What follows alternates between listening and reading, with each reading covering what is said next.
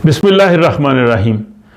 नाज़रीन, अल्लाह ताला ने जब इब्लीस को ये हुक्म दिया कि वो आदम को सजदा करे और इब्लीस ने उससे इनकार किया,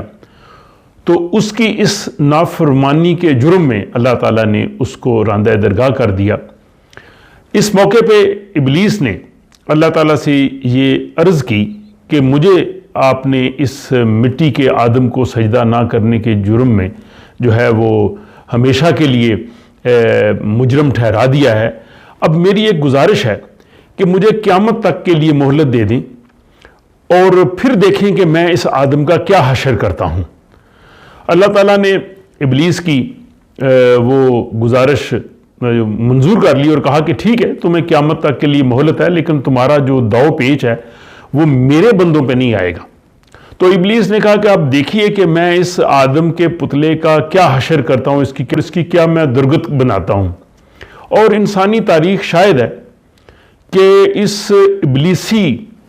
हरकतों की वजह से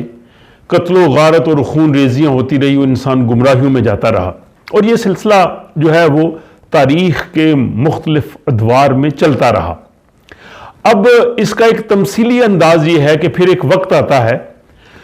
वही इब्लीस खुदा की बारगाह में जाके अर्ज करता है कि ऐ बारेला, मैंने आपसे क़यामत तक की मोहलत मांगी थी कि मैं इस आदम को गुमराह करूंगा और इसको तिगनी का नाच नचाऊंगा, लेकिन अब मैं अपने इस फ़र्ज से सुबकदोश होना चाहता हूं और मेरी जो मोहलत है उसको ख़त्म कर दिया जाए और मैं अब ये काम ज़्यादा नहीं कर सकता। तो अल्लाह ताला उस इब्लीस से पूछते हैं कि तुमने तो बड़े उस वक़्त ज़ोम से कहा था कि मैं इस आदम का वो हशर करूंगा जो ये याद रखेगा, इसको गुमराह करूंगा, तो अब तुम खुद ही आके जो है वो इससे दस्तबरदार हो रहे, इसकी वजह क्या है? तो इस पर जो इब्लीस ने जवाब दिया उसको अल्लामा इकबाल ने अपने इस शेर में बहुत खूबसूरती से लिखा है कि जमहूर के इब्लीस हैं अरबाब सियासत, जमहूर के इब्लीस हैं अरबाब सियासत, बाकी नहीं अब मेरी ज़रूरत है अफलाक। इब्लीस कहता है कि इस वक्त जो सियासतदान हैं, जमहूर के जो नुमाइंदे हैं, जो वो कर रहे हैं वो मुझसे ज़्यादा बेहतर कर रहे हैं, अब मेरी ज़रूरत नहीं है, मुझे इस ड्यूटी से आप जो है वो सबकदोश कर दें। इकबाल ने बड़ी खूबसूरती से अपने कलाम में इब्लीस की अर्ज़दाश्त जो है वो लिखी है। और इसी चीज़ को आगे एक और मौके पे भी अल्लामा इकबाल कहते हैं कि जो हमारे इब्लीसी सियासत के तर्जमान सियासतदान जो कुछ कर रहे हैं हमारे साथ, उन्होंने तो अल्लाह ताला के साथ अपना अल्लाह ताला ने तो आग से एक इब्लीस को बनाया था ना, इन्होंने मिट्टी के हजारों इब्लीस जो हैं वो बना दिए। वो कहते हैं खुदा से, वो इकबाल कहते हैं कि तेरी हरीफ है यारब सियासत या फरंग, कि ये जो सियासत हमारी है, ये जो इन्होंने फरंगियों से लिया था, उस ज़माने में फरंग को वो तशबीह के तौर पे इस्तेमाल करते थे।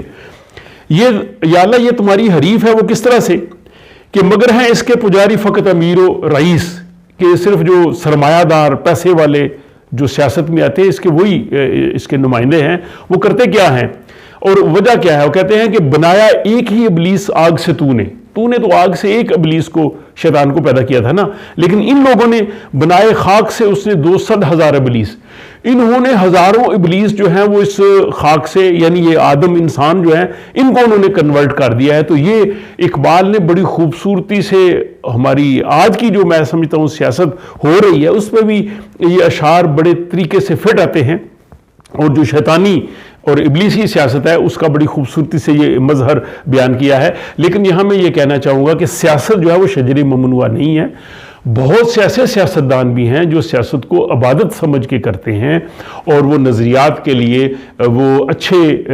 लोगों के मुस्तकबिल के लिए खड़े होते हैं। उलमा में भी ऐसे लोग हैं जो उलमाए हक हैं, जो हक की आवाज़ बुलंद करते हैं और जो मालो दौलत लालच इन चीज़ों में नहीं आते। ऐसे उलमा जो हैं वो हमारे लिए काबिल सद एहतराम हैं। लेकिन कुरान उन उलमा की भी बात करता है सूरह तौबा की आयत 34 में कि ए ईमान वालों, बहुत से उलमा और मशाइख ऐसे हैं जो तुम्हारा माल नाजायज़ तरीके से खाते हैं, जो सोने चांदी का ज़ख़ीरा करते हैं और हक़ की तरफ लोगों को रोकते हैं और अल्लाह की तरफ आने वाले रस्तों पे वो बंद बांध देते हैं और उनके लिए ये दर्दनाक अजाब है। तो इसी हकीकत को जो ये कुरान की आयत है, मैं समझता हूँ इसका तर्जुमा इकबाल ने बड़ी खूबसूरती से अपने शेर में किया है कि यही है शेख हरम,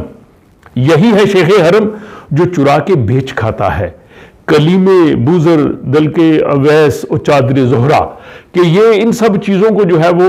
بیچ کھاتا ہے، جس کا سورہ توبہ کی آیت 34 میں بھی ذکر ہوا ہے۔ اب یہ جو ابلیسی سیاست کے ترجمان ہیں، خواہ وہ سیاست میں ہیں، خواہ وہ مذہب کو استعمال کرتے ہیں، خواہ وہ کسی اور طریقہ کار کو استعمال کرتے ہیں، وہ اور ان کے جو پیروکار ہیں، یہ جب قرآن حکیم نے بڑی خوبصورتی سے ایک ان کا احوال بیان کیا ہے کہ یہ لوگ اپنے ان اعمال کی وجہ سے ان کے لیڈر اور عوام دونوں جہنم میں جائیں گے۔ جب وہ جہنم میں ہوں گے تو وہاں تو قرآن حکیم نے جو بڑی خوبصورتی سے وہ جو منظر کشی کی ہے، جہاں ابلیسی سیاست کے جو لیڈر ہیں اور ان کے ساتھ ان کے نعرے لگانے والے جو عوام ہیں، وہ جب دونوں جہنم میں ہوں گے، وہ جہاں پہ آپس میں بات چیت کریں گے، قرآن کی ان آیتوں پہ آپ غور کرتے جائیے، یہ ایسے محسوس ہو رہا ہے جیسے ہماری بات ہو رہی ہے یا ہمارے بارے میں ہی ایسا ہو رہا ہے۔ اور قرآن یہ کہتا ہے کہ اس میں تمہارا ذکر ہے۔ بہت سے لوگ کہتے ہیں جس میں قرآن کی آیتیں ہیں کہ لوگ کہتے ہیں جی پرانے لوگوں کے قصے کہانیاں ہیں، وہ یہ پرانے لوگوں کے قصے کہانیاں نہیں ہیں۔ قرآن کوئی تاریخ کی کتاب نہیں ہے۔ قرآن نے فلسفہ تاریخ بیان کیا ہے کہ ماضی میں اگر کسی قوم نے جو کچھ کیا اس کا یہ نتیجہ نکلا، اور اگر تم کرو گے تو تمہارا بھی یہ نتیجہ نکلے گا۔ اور اسی چیز کے حوالے سے جو میں کہہ رہا تھا کہ جو ان کا آپس میں بیان ہوگا، تو سورۃ الصفات کی آیت 27 سے 34 پہ اگر آپ غور کریں تو وہاں پہ جو عوام ہوں گے وہ لیڈروں کو کہیں گے کہ بے شک تم ہمارے پاس آتے تھے اور اپنے سچا ہونے کی قسمیں کھاتے تھے اور ہم تمہارے پیچھے چلتے تھے۔ تو اس کے جواب میں جو ان کے لیڈر ہوں گے وہ کہیں گے کہ تم خود جو ہے وہ ہمارے پیچھے لگ گئے تھے، ہم نے تمہیں مجبور نہیں کیا تھا، اور تم نے بھی سرکشی کی، ہم نے بھی سرکشی کی، اور اب دیکھیں اب خدا کے عذاب کا ہم مزہ چکھتے ہیں۔ اسی چیز کو اگر ہم آگے جا کے دیکھیں، سورہ سبا کی آیت 32 سے 33 میں ہے کہ جو لیڈر ہیں وہ پھر عوام سے کہیں گے کہ اب تم خواہ مخواہ باتیں بنا رہے ہو، کیا ہم نے تمہیں ہدایت سے روکا تھا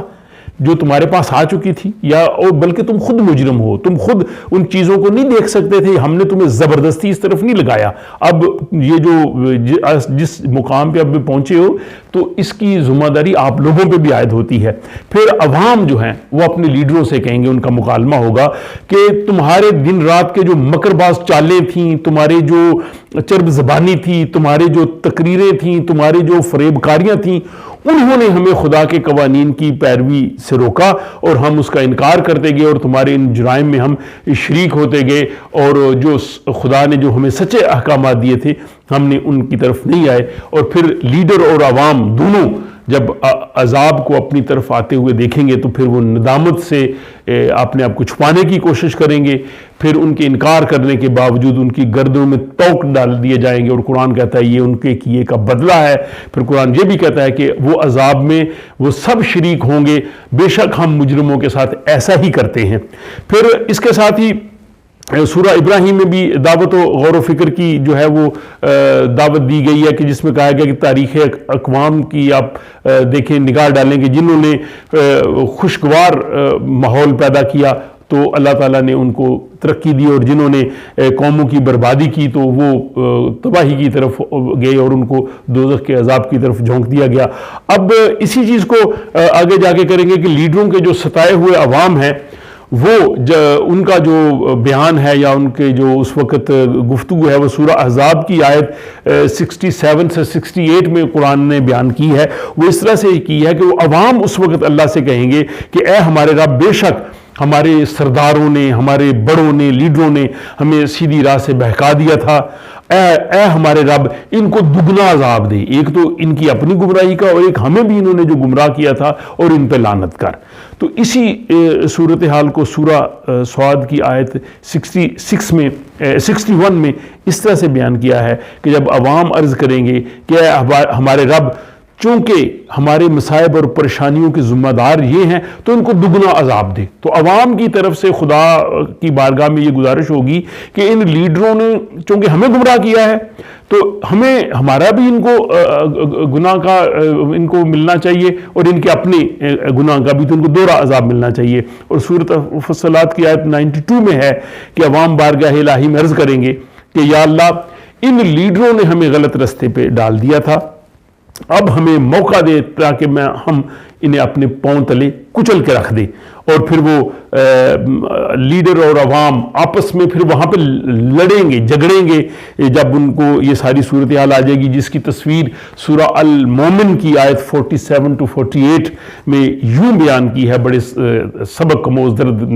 انداز میں، اور ہمیں اس پہ غور کرنا چاہیے۔ قرآن غور و فکر کی دعوت دیتا ہے، قرآن صرف وہ سٹوری ٹیلنگ نہیں ہے، ہر آیت میں ہمارے لیے اس میں سبق ہے۔ وہ کہتے ہیں کہ جہنم میں وہ ایک دوسرے سے جھگڑا کریں گے، عوام اپنے لیڈروں سے کہیں گے کہ تم نے ہمیں اپنے پیچھے لگایا تھا، اب یہ عذاب دور کرو، جس پہ لیڈر کہیں گے کہ ہم سب اس عذاب میں مبتلا ہیں جو ہمارے اعمال کا نتیجہ ہے، اس میں رد و بدل ممکن نہیں ہے کیونکہ یہ خدا کا اٹل فیصلہ ہے۔ تو یہ وہاں پہ ان کے لیے کوئی راہ فرار نہیں ہوگی۔ اور پھر سورہ بقرہ کی آیت 166 سے 167 میں اس حیرت ناک انجام کا ذکر کرتے ہوئے قرآن یہ کہتا ہے کہ جب یہ بات عوام کی سمجھ میں آ جائے گی کہ ان لیڈروں نے ہمیں گمراہ کیا تھا، تو پھر وہ ان اپنے رہنما اور پیشواؤں کا جو ہے وہ ساتھ چھوڑ جائیں گے، اور وہ یہ سوچیں گے کہ اے کاش اس وقت جو ہے ہم ان کا ساتھ نہ دیتے، اور اس وقت جو ان کے جو لیڈر ہے، پیشوا ہیں، وہ بھی عوام سے آنکھیں پھیر جائیں گے، اور جن لیڈروں کی ہر غلط اور ناجائز بات کے لیے جو لوگ ایک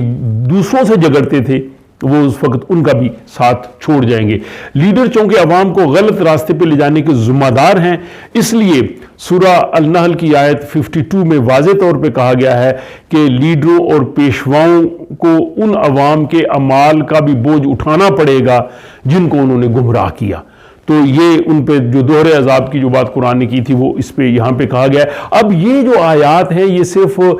ہم اس کو ثواب کی غرض سے ان آیتوں کو پڑھ دیں یا پڑھ کے گزر جائیں، ایسا نہیں ہے۔ رمضان المبارک کا مہینہ ہے، یہ جو ریفرنسز دیے گئے ہیں ان پہ اگر آپ غور کر کے دیکھیں اور ہمیں یہی محسوس ہوگا کہ یہ شاید ہماری بات ہو رہی ہے۔ قرآن تو کہتا ہے کہ یہ تمہارا ذکر ہے، اور ہم چشمے تصور سے یہ دیکھ سکتے ہیں کہ عوام جو ہے جن کو لیڈروں نے استحصال کیا، وہ خدا سے کہیں گے کہ یا خدا ان کو دوہرا عذاب دے، انہوں نے ہمیں غلط جو ہے وہ گمراہ کیا، اور لیڈر کہیں گے کہ تم نے معمولی مفاد کے لیے ہمارا ساتھ دیا۔ تو ہمارے غلط کرتوتوں، ہماری جو ہے وہ تمام قسم کے ناجائز کاموں کو دیکھتے ہوئے تو تم بھی ہمارے ساتھ اس چیز میں جو ہے وہ شریک ہو۔ تو یہ اس طرح سے اب آؤ ہم دونوں اس عذاب کا مزہ چکھتے ہیں، اور چشمے تصور میں یہ آتا ہے کہ فرشتے پھر جو ان کو ہانکتے ہوئے اس جہنم کی طرف لے کے چلیں گے جو بہت برا ٹھکانہ ہے۔ اور قرآن یہ کہتا ہے کہ کاش لوگ اس سے نصیحت حاصل کریں۔ یہ قرآن حکیم پہ جو غور و فکر کرنے کے بعد جو آیات میرے سامنے آئی تھیں وہ آپ کے سامنے میں نے پیش کی ہیں۔ مجھے امید ہے کہ احباب جو ہے وہ اس پہ غور و فکر بھی کریں گے، اگر انہیں یہ سلسلہ اچھا بھی لگے گا تو اپنے دوست احباب سے بھی شیئر کریں گے تاکہ وہ بھی اس قرآن فہمی میں، خصوصاً اس رمضان المبارک میں، اس چیز پہ جو ہے وہ زیادہ سے زیادہ سوچ سکیں۔ اور اسی چیز کو میں نے اخبارات میں کالم کی صورت میں بھی تحریر کیا ہے، وہ اس اختتام ہفتہ میں مختلف اخبارات میں آپ پڑھ بھی سکیں گے۔ اپنا خیال رکھیے گا اور مجھے اجازت دیجیے۔ خدا حافظ۔